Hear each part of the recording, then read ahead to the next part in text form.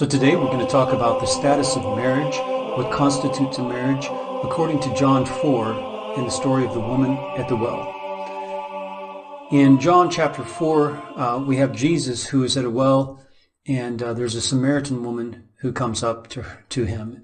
And he's not allowed to speak to a woman anyway, separately, but also specifically Samaritans. The Jews were not allowed to socialize with Samaritans.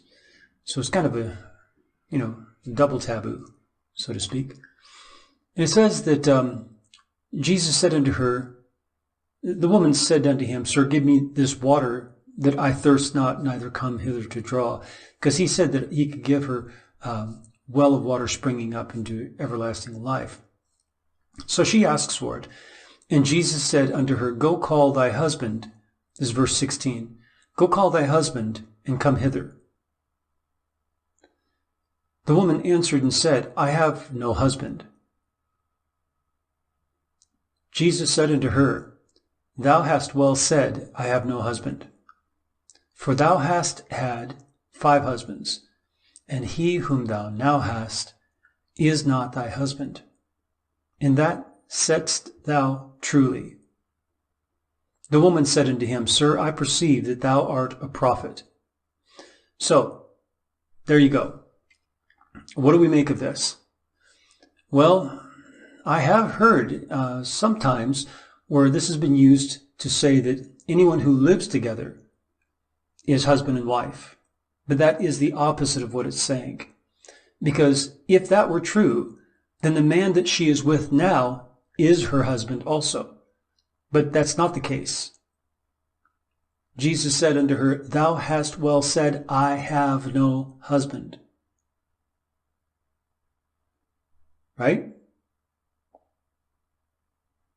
The woman answered and said, I have no husband. For thou hast had 5 husbands, and he whom thou now hast is not thy husband. So, what happened to her 5 husbands? No one knows. Were they legitimate or were they illegitimate husbands? Were they 5 men who died, one after another? Maybe because of wars, maybe because of illness, which we don't have those things now, that kill off massive amounts of our population in America. So we're not used to that. But back then it was. 5 husbands, yeah, it's kind of excessive, but you don't know why. Maybe she was, divorced by some of these husbands. Who knows? We don't know. Jesus doesn't address the legitimacy of these 5 husbands. It's only in contrast to, on the one hand, you had 5 husbands, and now the man that you're with is not your husband. It's kind of a why not, right? Why are you now living with someone who's not your husband? And but she did answer honestly. And he commended her for that. So I hope that puts to rest that issue about whether living together constitutes a marriage or not. You can't use this passage to say that it does. And I'm unaware of any passage in the Bible that you can use to say that. If you are living together and you are having intercourse of any sort, you are committing fornication. Whether living together or not, you're committing fornication. So that's the sin that's being committed. And you are not married.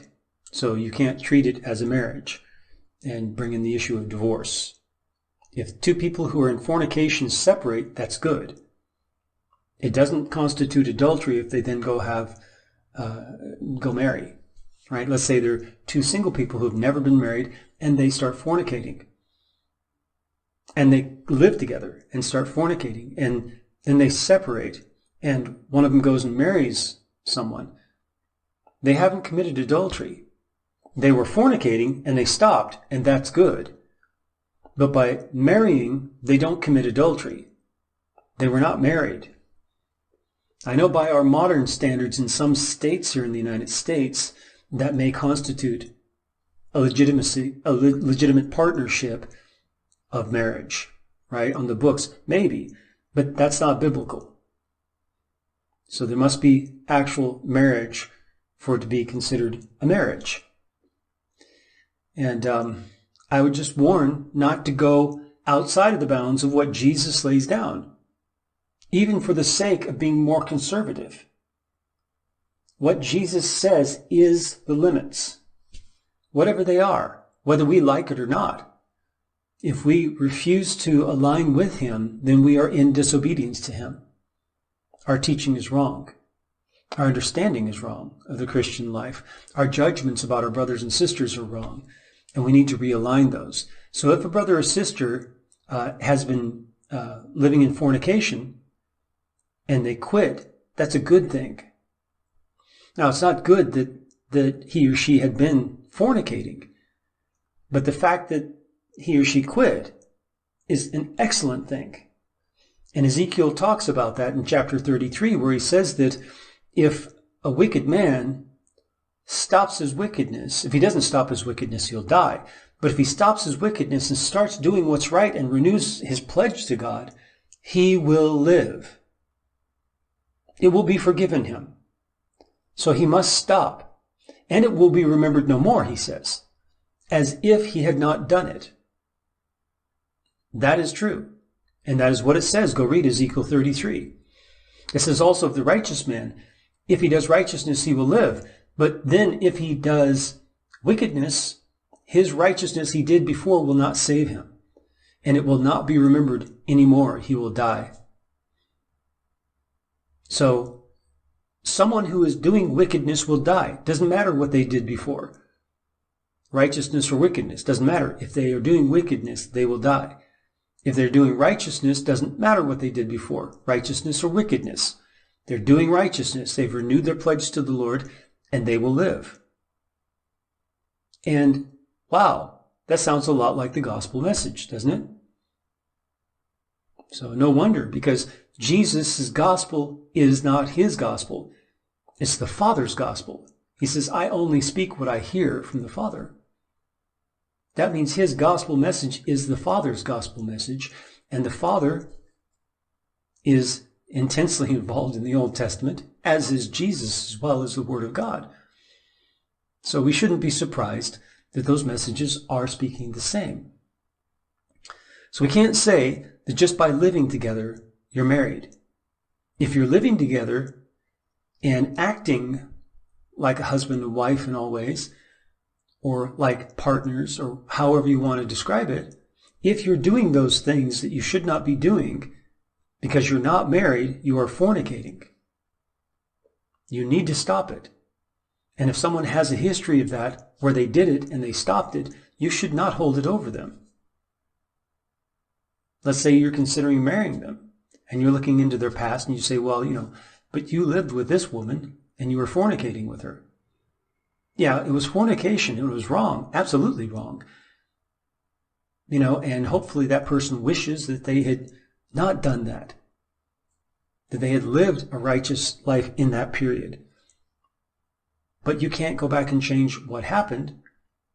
And as it says there, the righteous or wicked man, whoever it is who starts doing what's right, stops the wickedness, that must be remembered no more. And look at them and see how they're doing now. And every one of us, no matter what our past, can start doing wickedness. That's what Ezekiel 33 is saying. No matter how long of a history of righteousness and righteous walking with the Lord, every man and woman is capable of doing wickedness. That's what it's saying. And so it says also in that chapter that you must warn them to stop their wicked ways. If you don't warn them and they die in their wickedness, their blood is on your head. It says so.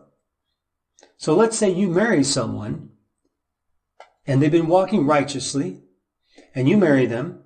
Maybe they've been walking righteously their whole life. Maybe just for the past 10 years. Who knows? But you marry them and they're walking righteously and they start doing something wicked. If you warn them and they turn from their wicked ways, then you have saved their life. If you don't warn them and they die in their wickedness, their blood is on your head because you didn't warn them. But if you warn them and they don't turn and they die in their wickedness, the blood is on their head. And that's true of no matter who it is. Every single person can start doing wickedness and die in their wickedness. Doesn't matter who they are. Doesn't matter how long you've known them.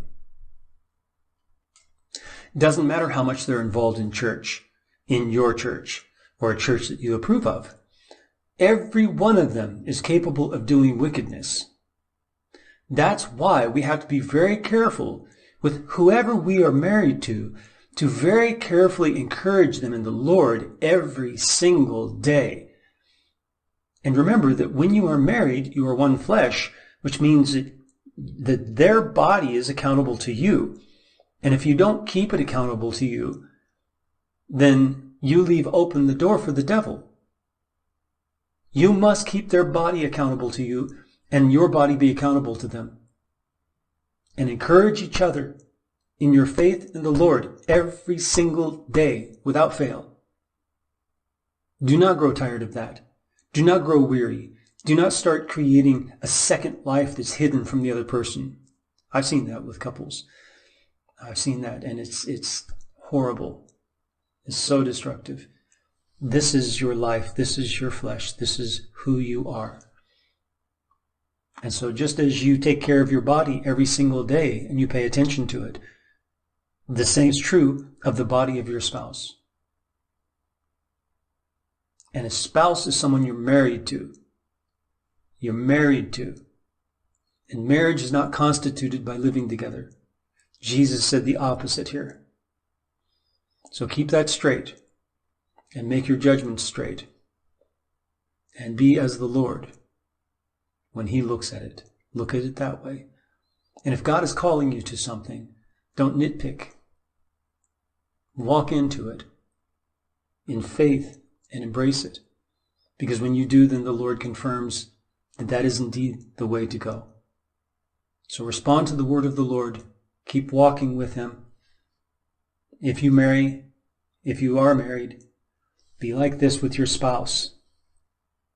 Be like that, exactly. If you're fornicating, get out of it. Run away. Flee. That is the wrong thing to be doing. If you're fornicating, get out of there. It doesn't matter. Anything at all, it doesn't matter. Get out of there. If you're fornicating, you're not married, you're fornicating, and you have a child with the person. You have a child with that person. God help you. But if you have a child with that person, should that child be raised in fornication?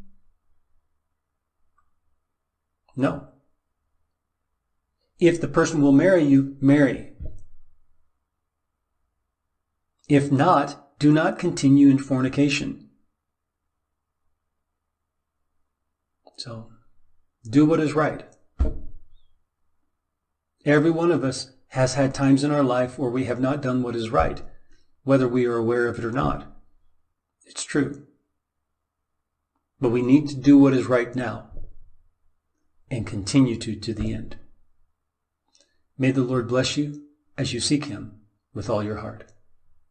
Remember to subscribe down below and like the video and share it on your Facebook and other social media. And then make a comment, whether a question or a comment. We read all of them and we try to respond to all. Get on over to our website, The Rooted Word, and start reading the translation and also the articles we've posted. It's at therootedword.com, therootedword.com. And may the Lord bless you as you seek Him with all your heart.